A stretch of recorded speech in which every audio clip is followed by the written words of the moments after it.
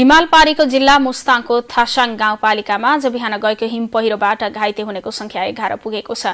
जिल्ला प्रहरी कार्यालय मुस्ताङका प्रहरी निरीक्षक आशिष अधिकारीका अनुसार आइतबार बिहान करिब 11 बजे धौलागिरी हिम श्रृंखलाबाट शुरू भएको ठूलो हिम पहिरो थासाङ गाउँपालिका 2 कोवाङसम्म आइपुगेको हो।